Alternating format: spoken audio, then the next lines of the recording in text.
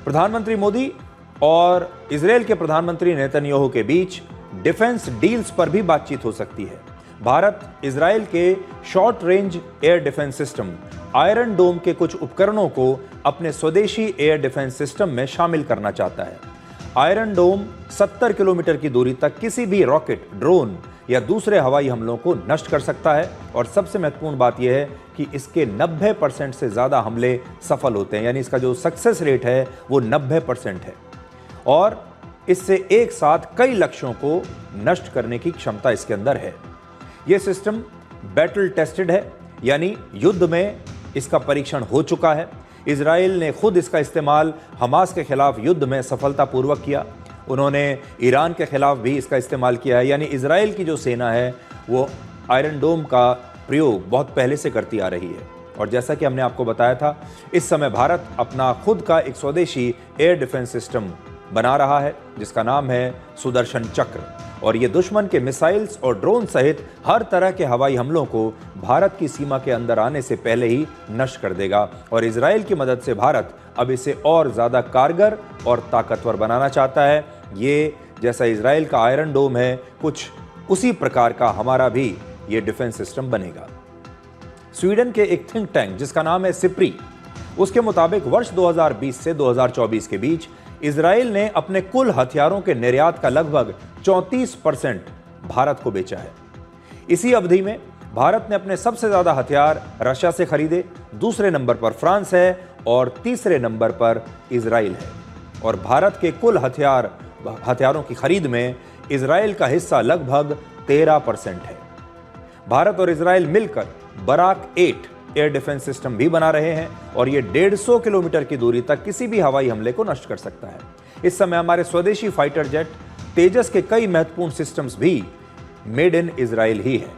और पिछले वर्ष ऑपरेशन सिंदूर में भारत ने इजराइल में बने कई हथियारों का इस्तेमाल किया था। उदाहरण के लिए हेरोप ड्रोन, ये जो ड्रोन है हेरोप नाम का, ये दुश्मन के रेडार को ढूंढकर उसे नष्ट कर देता है और इस समय ये ड्रोन भारत में ही बन रहे हैं। इसके अलावा लगभग 250 किलोमीटर की दूरी तक हमला करने वाली एक मिसाइल का भी इस्तेमाल किया गया था जिसका नाम है रैम्पेज। इसके साथ ही भारत और इजराइल मिलकर एक नया व्यापारिक रास्ता भी बना रहे हैं जिसका नाम है India middle east Europe economic corridor. और ये जो रूट है ये तैयार होने के बाद भारत सीधे यूरोप के देशों के साथ व्यापार कर पाएगा, वहां तक अपना सामान पहुंचा पाएगा।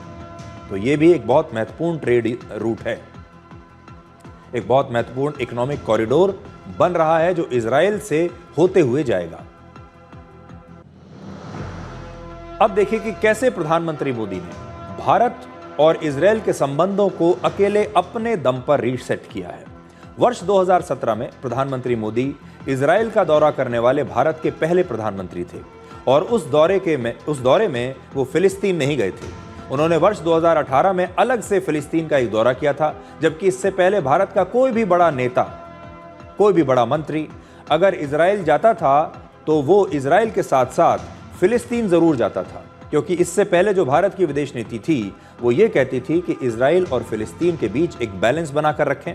कोई चीज़ ऐसी नहीं होनी चाहिए जो इजराइल के साथ अगर हम कोई दोस्ती कर लें और वो फिलिस्तीन को बुरी लग जाए। इसलिए भारत ने हमेशा एक बैलेंसिंग एक्ट दोनों के बीच में करने की कोशिश की है और इजराइल को कभी भी खुले रूप से भारत ने अपना दोस्त नहीं माना। प्रधानमंत्री मोदी के साथ वहां के प्रधानमंत्री नेतन्याहू की पर्सनल दोस्ती की पूरी दुनिया में चर्चा चलती है, पूरी दुनिया उसके बारे में चर्चा करती है और दोनों देश एक दूसरे के बहुत नजदीक आ गए।